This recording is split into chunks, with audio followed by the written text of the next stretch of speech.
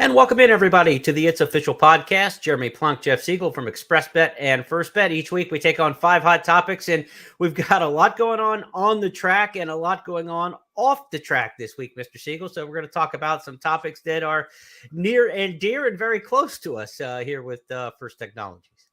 We are. We've got course races to look back on and evaluate. We'll do that as usual. But Aidan Butler, ahead of First Racing, made some news last week when he publicly admitted that something that I thought they would keep close to the vest, but maybe they didn't or decided not to, and that is the possible change of date for the Preakness, which has a lot of ramifications to it, Jeremy. If they want to push it back and give horses an extra couple of weeks to get ready, that would certainly impact the Belmont Stakes. You can't have back-to-back Triple Crown races 1 week apart. So I'm not sure how this is going to shake out. It could shake out in a number of ways, but it's an interesting possibility that Mr. Butler disclosed that we could have a bigger gap between the Derby and the Preakness, and that could mess up Naira's date for the Belmont. What do you think? Yeah, I mean, look, if you go 4 weeks from the Derby to the Preakness, that puts you just 7 days out from the Belmont Stakes. Even in the old days, that would have been coming back awfully quick for the Belmont. That's not going to happen in today's modern game. And certainly the series and the tradition of the Triple Crown and the spacing of those races is something that is in flux right now. And Jeff, we are big fans of college sports and the NCAA and everything going on in college football, college basketball. They're talking about expanding March Madness again. College football playoff is going to expand to 12 teams next year. Everything's going to get crazy, right? I mean, in your old backyard and in Santa Anita's neighbor there at the Rose Bowl, it was for 100 years. It's been the Big Ten against the Pac-10. That got kind of thrown off by the BCS a little bit, and it's going to get completely imploded by the college football playoff. So we're not going to have the traditional games in sports that we're used to seeing, and TV seems to drive all this stuff. Will TV drive the decisions that we have moving forward in horse racing? It's going to be very interesting to see. We know that from 2000 to last year until this year with the Belmont Stakes, basically the Triple Crown was on one network, NBC. Now, there was a break in between for about a 5-year period back after Smarty Jones' Belmont Stakes, where Belmont tried to break off and broadcast on their own on ABC. But they got back after a few years because they realized it wasn't good business unless there's a Triple Crown on the line. And the money is all part of this, right? I mean, when the Triple Crown TV contract is negotiated, generally over the years, the rule of thumb, when it was all three of the entities in the same TV contract, 50% went to the Kentucky Derby, to Churchill Downs, 50% of the TV money, 25% to the Preakness, 25% to the Belmont. The people at Belmont wanted a bigger share than 25%. But in years when there was no Triple Crown on the line, the Belmont is the least viewed race of the Triple Crown series. So they're kind of dependent on the series springboarding to them. What's going to feed them now if the Preakness Stakes moves? And will we even see the same 3 races in the sequence, or will we even see, the spacing of the races? I mean, there are many different ways this can go, Jeff. And I put this little infographic together for our listeners and our viewers out there. The current race order of Kentucky Derby, Preakness, Belmont has been in place since 1932, but they haven't always been the same spacing apart from each other. In fact, when Citation won the Triple Crown in 1948, the races were just 4 weeks the races were actually 4 weeks apart from the Preakness to the Belmont. So there was actually an extra week then than what we saw when Secretariat won the Triple Crown. In fact, he was the first Triple Crown winner in history to win in what we consider the traditional 5-week format of the Triple Crown. Derby to Preakness 2 weeks, Preakness to Belmont 3 weeks. That was Secretariat winning the Triple Crown. And of course, we saw, others come along with, the Baffert pair in 2015 and 18, American Pharoah and Justify also winning in the 5-week format. They've adjusted the race order in the past, again, like in the old days, but in 2020, the races were run out of order because of the pandemic, where the Derby was actually run in September, the Preakness run in October, and the Belmont led things off. And we talk about TV being a big part of this. Belmont started its deal with Fox Sports, Fox Network, Big Fox, this year for an 8-year broadcast partnership. So that began in 2023. It'll end after the 2030 Belmont. As far as the Kentucky Derby and Preakness being on NBC, the current contracts are up very soon. The Derby contract will be up in 2025. Next year, the Preakness contract will be up after the running of the Preakness Stakes in 2024. So it's high time for negotiation, right? Is TV going to drive this? Will we see a change in the sequence? Or might the horse safety issue drive this, where we're talking about the 2-week turnaround from the Derby to the Preakness, where Santa Anita has been at the 4, no question about that, in first racing. In the horse safety issues, Aidan Butler mentioned that as a big reason why internally they've discussed with first racing of expanding the time between the Derby and the Preakness. It's a hard argument to argue against, right? The horse safety part of it, but it does change a lot of things up if you just move around a few days. Here's the thing that I came up with, or realized, that if first racing wants to move the Preakness 4 weeks after the Derby, I think Belmont, I think NYRA has only one option. That's to move two, because what is the Belmont Stakes if not the final jewel of the racing Triple Crown? And without that nugget or that carrot, doesn't the Belmont Stakes become far less important, especially because it's a mile and a half on the main track? You really don't want to mess with that. Although during the COVID era, did they not have it at a mile and an eighth? So things can change. Right. And it does make sense, because now you're not getting horses more than ever coming back in 2 weeks for the Preakness. You didn't even have the Derby winner come back a couple of years ago, which Strike didn't run back. Right. So I understand where first racing is coming from.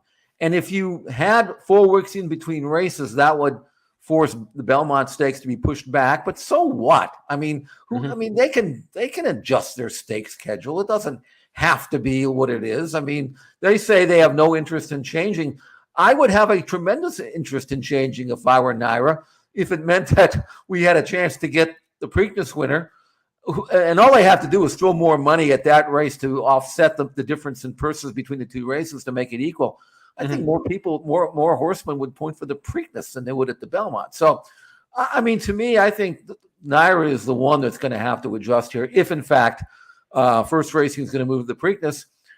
And I think that there are reasons for moving it are logical, as far as I'm concerned, that they make sense in this day and age. Wouldn't have made a difference 20, 30 years ago, but it sure as heck makes a difference now.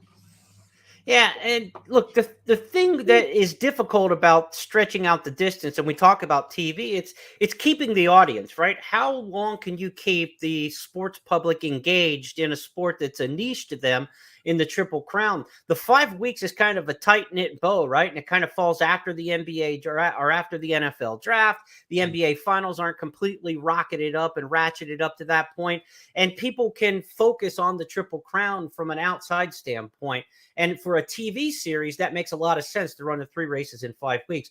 If you start going a month in between each, now you're getting to like July 4th weekend. And Preakness, the other thing with Preakness going back 2 weeks would put it kind of right there at Memorial Day weekend. Is Memorial Day weekend a great weekend to run it? You got the Indy 500. You also have, so many people traveling for Memorial Day weekend and things like that. Are you moving off a really good spot on the calendar where TV ratings have been good, on-track attendance and handle has been good for the Preakness for, a long while now? These are all questions, right? I mean, just moving doesn't always solve all of the problems, but certainly moving creates a new problem for Belmont and what they would like to do and how they would react to it.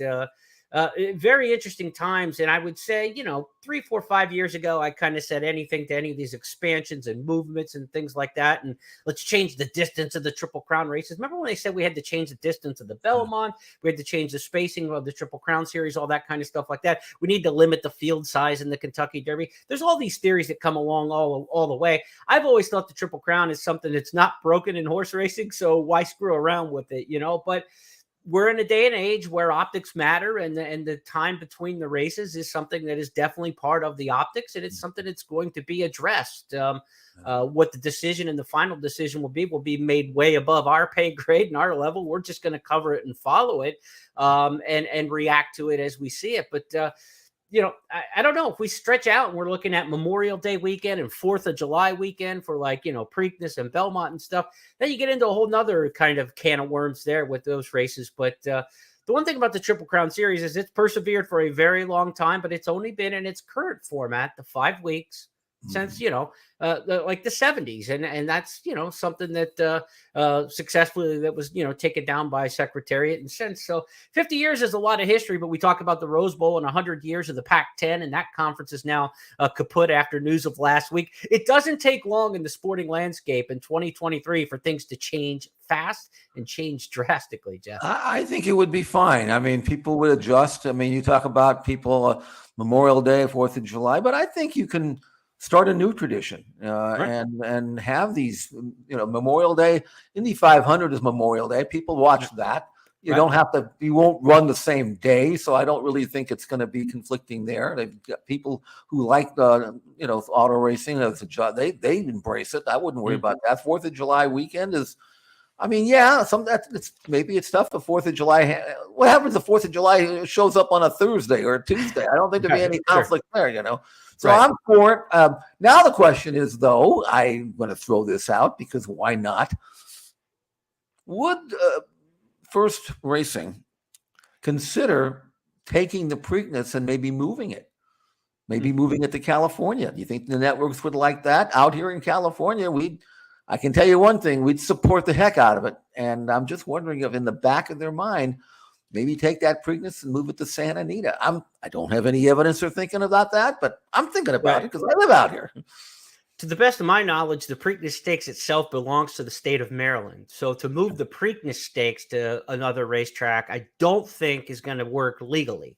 Okay. To move a Triple Crown race to another racetrack is just recreating a new Triple Crown series. And again, that's kind of where we get back to, what used to be college football, right? Or what used to be the playoffs in baseball. They had wild card games. They had stuff, it's not just National League against American League one time in the World Series anymore. So yeah, those are all possibilities. And if TV is going to drive things, you could see an interest in trying to get a Triple Crown race on the West Coast from a TV standpoint, especially Fox being, West Coast based. Fox is definitely a lot more West Coast centric than say NBC, ABC, CBS, which are more New York based, so I could see Fox having an interest if we're going to mess around with the whole Triple Crown series. And another factor to think about is Belmont Park's reconstruction. I think they're going to run the Belmont next year yet at Belmont Park, but then it's going to go to Saratoga for like 2 years, right? So that tradition is going to get completely all thrown out. And what's going to fit with the calendar in upstate New York for a couple day meet for a potential Belmont Stakes festival?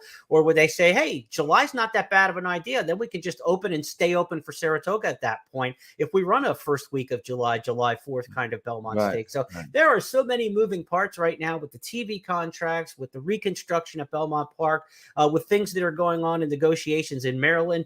This thing is volatile at this point, and I would say the least likely thing to happen is nothing, right? I think something is brewing and something's probably going to happen.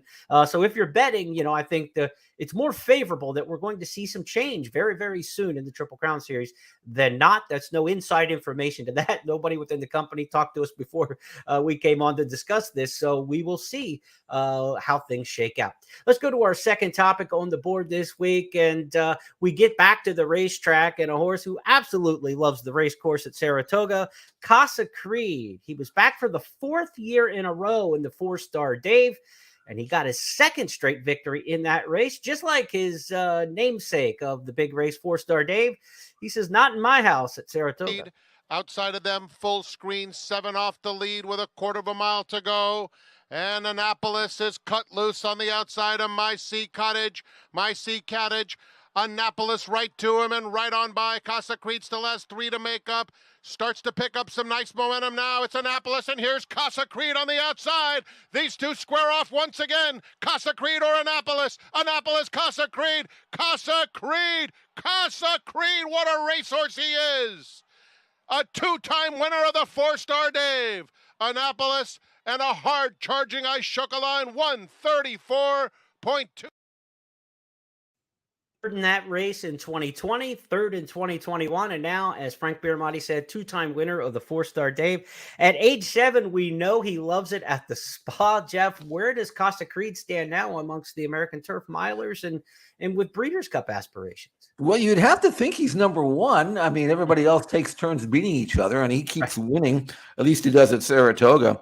His form has been outstanding this year, and at Saratoga now 6 starts, 4 wins and 2 seconds. Those 2 seconds were the races. I'm sorry, 2/3. Those were the races he finished third in the 4-star days. So he's obviously a very popular horse. And you saw in that race, he had beaten Annapolis prior to that in the Kelso. This time, Annapolis got the jump on him. Yeah. It was the other way around. And I thought Casa Creed just gave himself too much to do, but he didn't. He kind of reached and just wanted it. It's not like he wanted it more. And at age 7, he's a full horse and he's still racing, and that's a credit to Bill Mott and the connections. And I mean, it's not that he hasn't run well in other places. He's just unbeatable. This is his house, Saratoga. Yeah. And certainly among the Americans, you'd have to think that he would be a major player in the Breeders' Cup Mile. I think they'd have to worry. And I think the connections have already said, yeah, but these aren't the Euros we're beating. Right. So that's a little stiffer task, and they have to do it on the road. But you have to just tip your hat to him. What a racehorse he is. Overall, now 9 wins from 33 starts, 4 of which have come at Saratoga.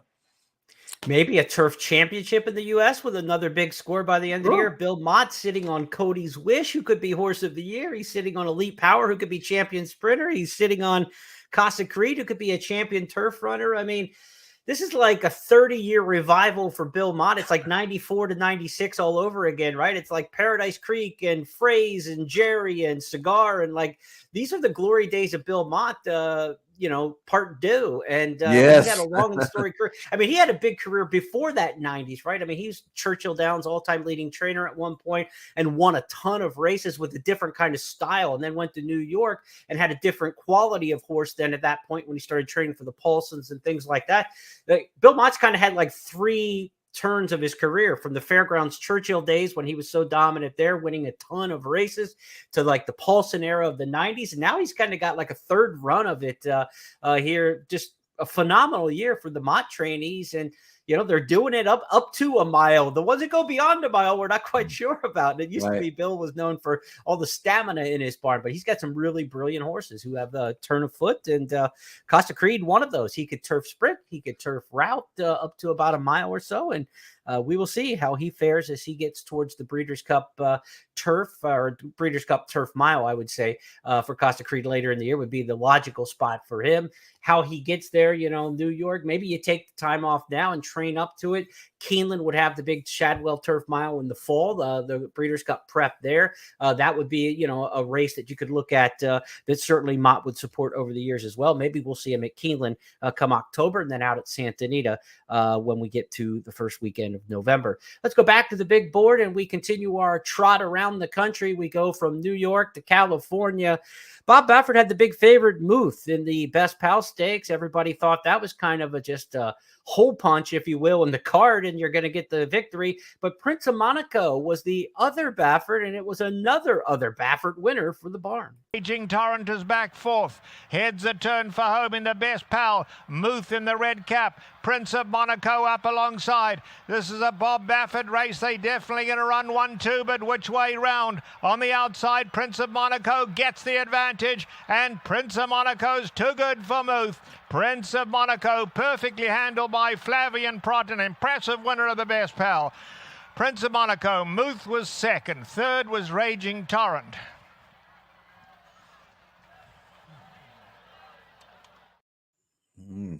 And Pratt back to Del Mar and doing what he does at Del Mar, getting to the winner's circle. He made a smart move coming out to ride that one, because now he's got one of the favorites perhaps for the Breeders' Cup Juvenile. This just wasn't a victory, Jeff. This was a shellacking and an extremely fast time, fastest 6 furlongs, I believe, of the meet that they ran there in the Best Pal. Faster than the older horses. This was a highly impressive race. Yeah, it's fastest 6 furlongs for 2-year-olds is nice, but when you run faster than any horse at Del Mar this year, as he did, that's pretty impressive. The margin was 4 1/4 lengths. I thought Muth was going to beat him. And Muth did it at Santa Anita, hit broke his maid, and Prince of Monaco did it at Los Al, which is obviously a lesser race, but sure. Juan Hernandez, who rode them both, he could have ridden Prince of Monaco, and he stuck with Muth. So I think he probably felt that he was the better of the two. He was 50 cents on the dollar, so the fans did. But watching that race, there's little doubt of who was best in that race. And Prince of Monaco was very, very impressive at Los Al, as impressive as you can be winning at Los Al. So it wasn't a shock that he came back and won.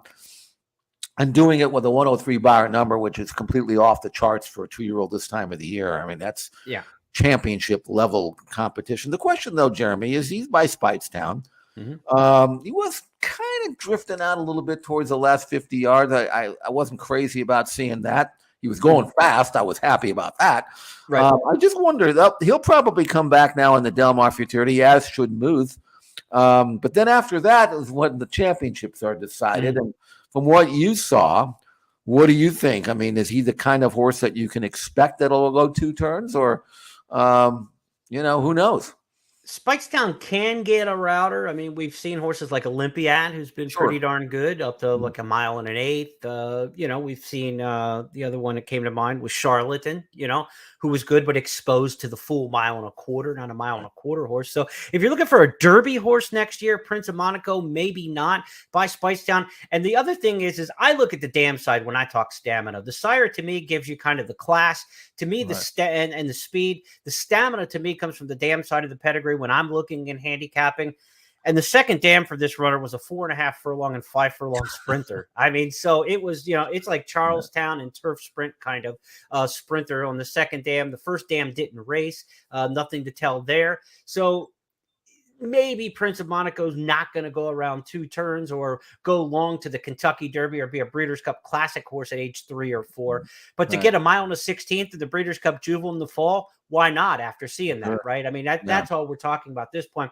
Now, there's 2 ways you can get there. You can come back Del Mar Futurity at 7/8 of a mile, stay around 1 turn, and then maybe the Breeders' Cup, you find out there whether or not you can go long or not. Or you could go run in the 2-year-old race, the American Pharaoh, prepped at Santa Anita over the track that the Breeders' Cup will be run. Same distance at a 1 1/16, about a month later from the Del Mar Futurity. That race will be run in early October at Santa Anita. So, which way do you want to go is really, I don't think you want to run in both those races, especially after running in the best pal. So you're going to pick one or the other. And why run Muth and this horse, Prince of Monaco, back against each other? One probably stays at 7/8. One of them probably is safe for the American Pharaoh, I would assume, at the 1 1/16. And you try to win both of those races and get to the Breeders' Cup with the top 2 horses on the West Coast, maybe.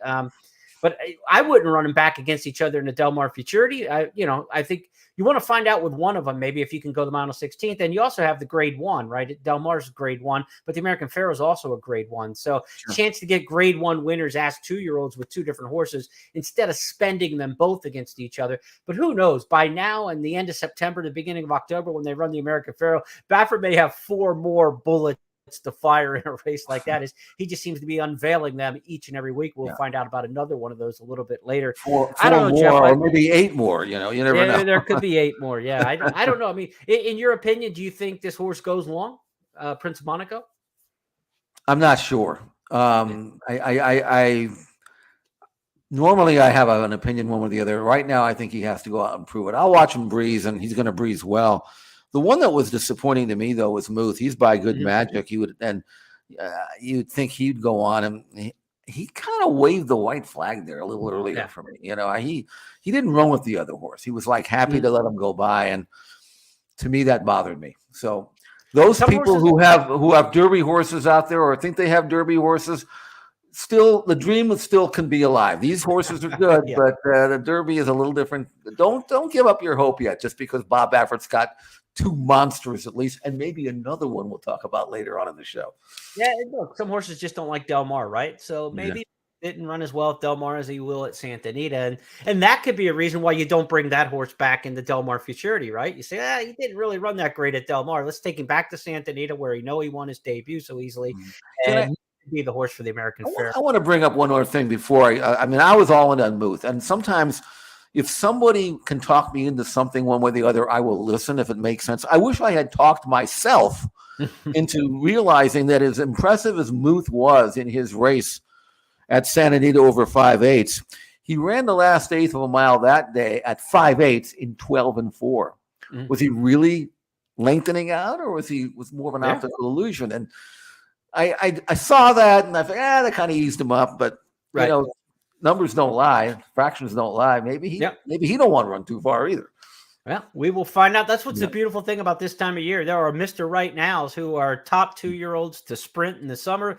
And then there's Mr. Down the Road. And that's what we all get excited about, is which one of these horses down the road could be looking at the Triple Crown Series next year. And even before that, the Breeders' Cup Juvenile, when they'll have to go the mile on the 16th. Talking about the Breeders' Cup, we go to the Breeders' Cup Tracker next, our fourth topic on the big board this week. We've got 4 races to show you around the world. We're going to look at races in the 2-year-old division, in the Juvenile, more 2-year-olds from Saratoga. We're going to look at the filly and mare turf. We're going to look at the turf, and we're also going to look at a top-notch miler from overseas. Let's start things off with Rhyme Schemes, winner of the Saratoga Special for Mr. Norm Cassie at Saratoga last week.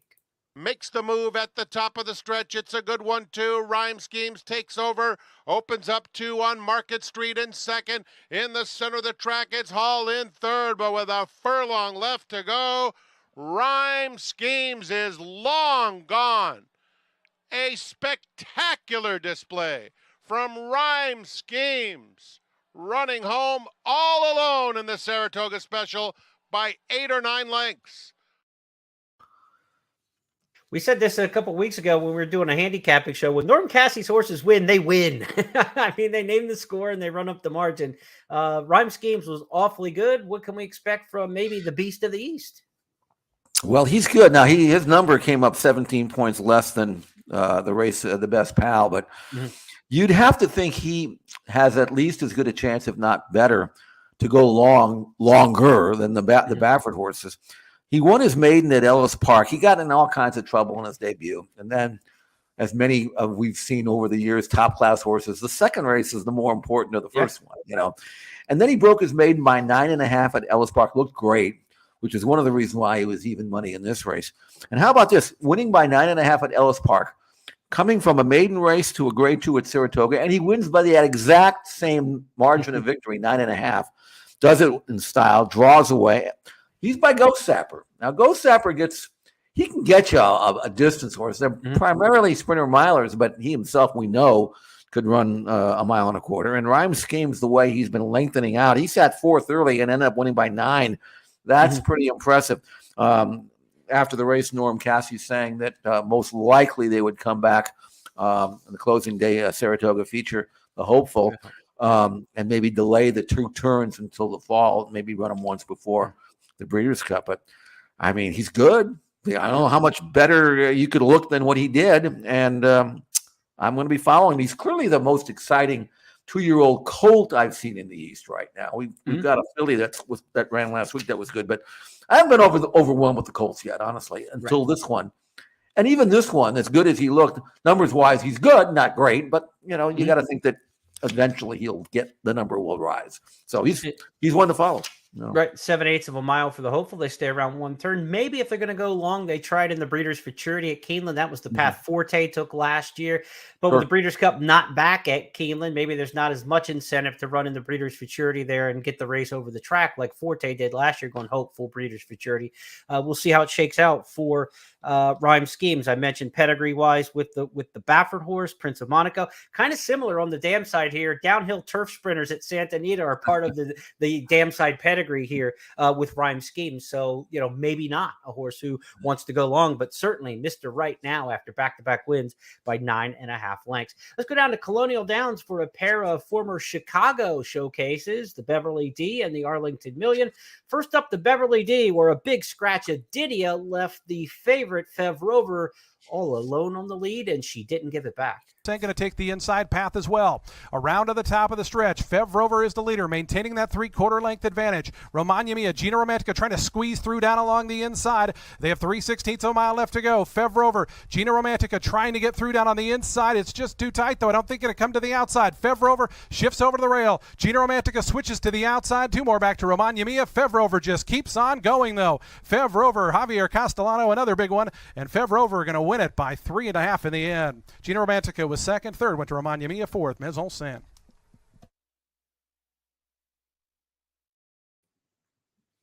He had Norm Cassie, the son, winning the Saratoga Special. Father Mark says, hang on a second there, young buck. I can still do it. Fev Rover getting her big victory in the Beverly D Stakes. It was a win and you're in for the Breeders' Cup Filly and Mare Turf.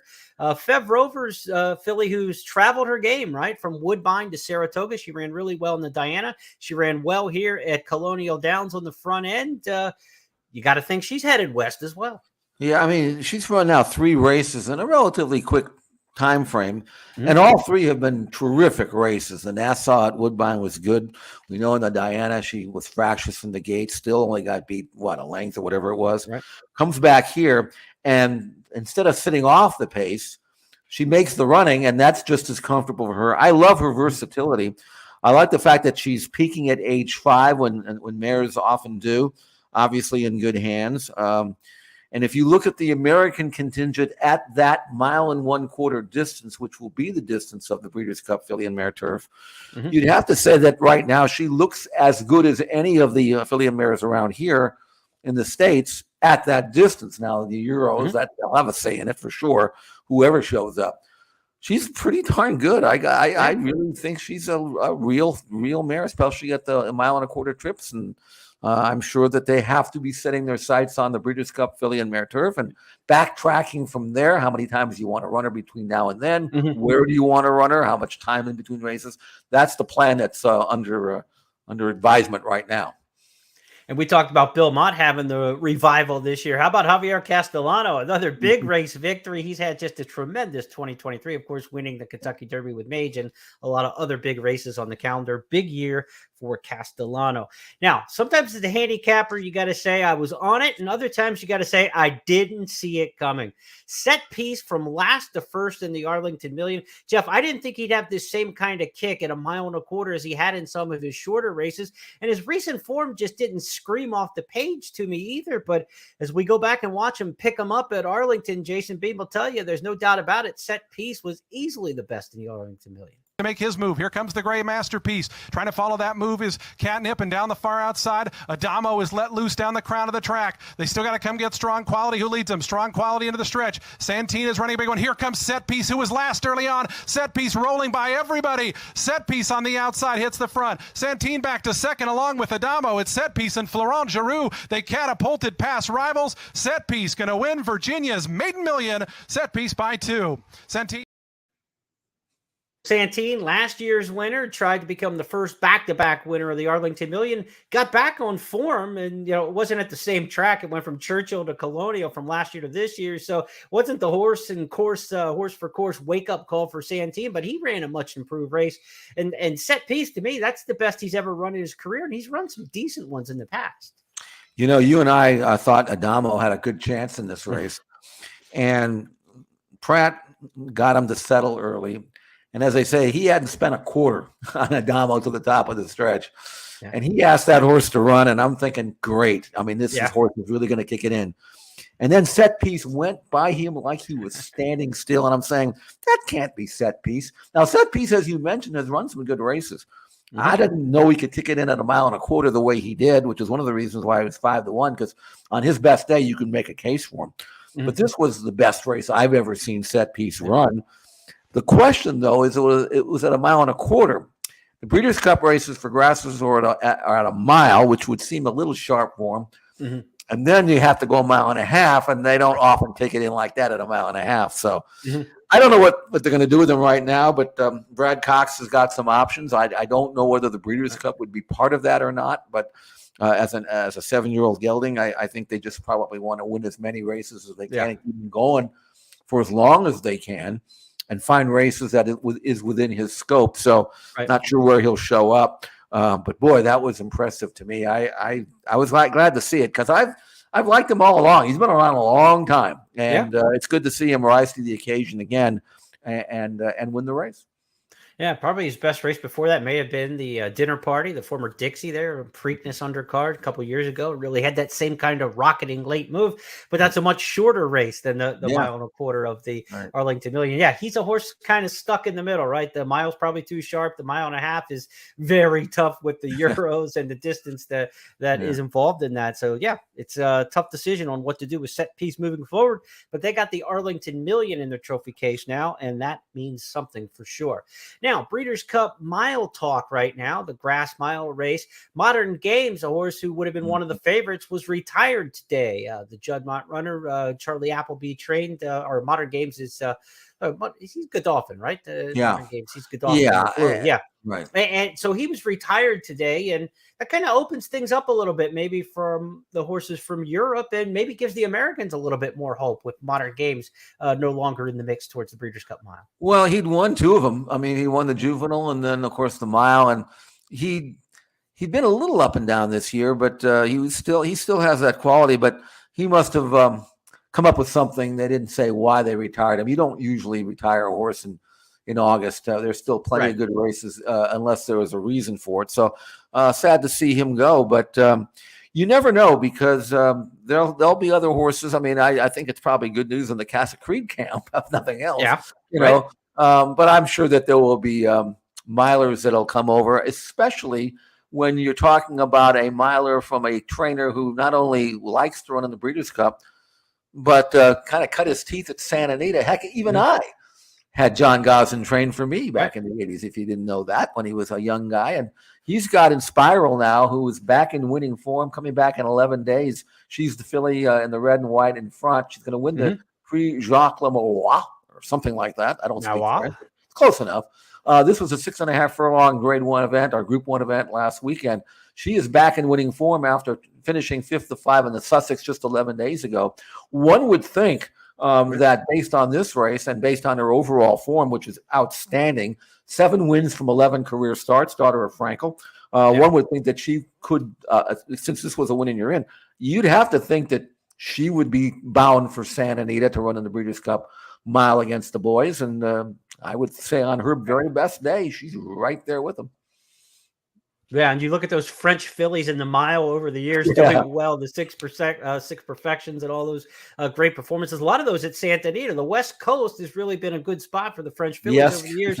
Inspiral winning the Marois for the 2nd year in a row. She's back in good form. It's a win and you're in for the Breeders' Cup. It's Gosden, it's Santa Anita this year. It all makes a lot of sense. So while we lost Modern Games today to retirement over the weekend, we may have picked up Inspiral as one of the favorites towards this year's Breeders' Cup mile. We're going to talk our stars of tomorrow, as we do on the final topic each week on this show. Topic number 5, our star of tomorrow. Bob Baffert wasn't on our star of tomorrow list last week. That was kind of an anomaly this time of year, but he's back this week. Pastor T, Jeff, was awesome at Del Mar. Let's look at it and you can tell us about him. Pastor T comes looking for the lead. I Win Again battling to stay there on the inside. They come for home now. I Win Again. Pastor T. Pastor T has the advantage as they come to the 16th. Pastor D over a very game I Win Again, but Pastor T is just plain too good. Here's win number 4 for Juan Hernandez. Pastor T and a canter in the end. I Win Again finished 2nd. Behind that, Mr. Fabricator and Aereo. An impressive winner over 5.5 furlongs. Another one for Baffert. Will we see this one in the Del Mar Futurity or more? Pastor T comes looking for the lead. I Win Again battling to stay there. Yes, I think that's a possibility. And talking with Bob before the race, a couple of days before, he liked this colt. He said 5.5 might be a little too short for him. Well, it wasn't. But the inference there was, now here's one that I know will run on, and as he did, 6 1/5 for the last 16th of a mile, despite being eased up inside the 16th pole. This is a colt by Into Mischief and out of a mare by Quality Road. That's a good mixture of speed and stamina, and doing it the way he did it at 2 to 5, so not hardly a secret. But Pastor T is certainly one of those that when the dust settles down the road, he might be number 1 in that barn, especially when they start going longer. I don't know about short, but longer, I'm absolutely sure he'll run long. Right. And as we mentioned with the other horses, this is one, like you said, your eyes tell you he'll run long. The pedigree does as well. The Dam was a stakes winner around 2 turns, Emerald, Hastings, Pacific Northwest type, but definitely a router. There's route in the pedigree there, and there's quality on the racetrack that we could see in that first start. Pastor T could be the 1 2-year-old that we're talking about most out of this group on a very busy week of 2-year-olds this week when we get to a little bit later in the season. So our 5 topics are now official on the board. We talked about the potential rumblings on the Triple Crown Trail, what might happen with the Preakness date, and then how the dominoes will fall around it. We talked about Casa Creed winning the 4-star day for the 2nd straight year. Not in my house at Saratoga, he said. The other Baffert was Prince of Monaco, dominant winner in the meet's fastest time of the Best Pal Stakes. The 2-year-old beat the big favorite Muth in that one, who was supposed to be the ace in the hole. The Breeders' Cup Tracker took you to Saratoga for the special, where Rhyme Schemes blew him away for the 2nd straight race for Norm Cassie. Fev Rover gave Mark Cassie, Papa, the big win in the Beverly D. Set Piece rallied last, the first for Brad Cox to win the Arlington Million. And Inspiral took the baton from the recently retired Modern Games when she won the Prix Jacques Marois this past weekend, and maybe headed towards the Breeders' Cup Mile as one of the top European influences. Our star tomorrow, Pastor T, an Into Mischief colt for Bob Baffert, who won easily at Del Mar and has the pedigree to go long. Those 5 topics are now official because Jeff Siegel and I said so. That's the way this show works, and we'll get to do it all again a week from today with 5 new topics. But between now and then, Jeff and I will be back on Friday for the First Call podcast, where we get to handicap the weekend stakes races. Another big weekend at Saratoga and Del Mar coming up, Jeff, and the King's Plate being run at Woodbine on Sunday. So we've got a lot of good racing action coming up. There is. I mean, you got to keep tabs of these things. And one of the things that I was unaware of, and I'll thank John White for this because he was the one who pointed it out, the Breeders' Cup Turf Sprint this year at Santa Anita, it's always been 6.5 down the hill. Great, exciting race. This year, for whatever reason, it's 5 furlongs on the flat.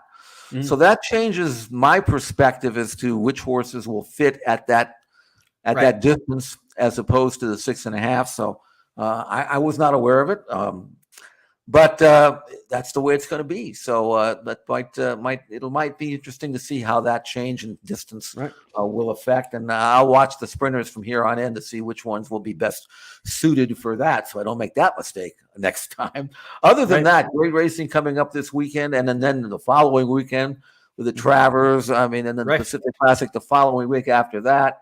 And with college football starting, I'm just going to be overwhelmed. I may have to bail out here because there's not enough time, minutes and hours in the day to do what I've been doing. And you too, Jeremy. Yeah, you get a couple timeouts and coaches challenges added to your repertoire here over the next couple of weeks, so you can get everything squeezed in. We are going to do it again a week from today when we'll be back with It's Official, talking about the King's Plate and everything great that happened on the boutique meets over the past 7 days as we return here on It's Official. On behalf of everybody with First Technologies and my partner Jeff Siegel, I'm Jeremy Plonk. Have a great week. We'll talk to you Friday.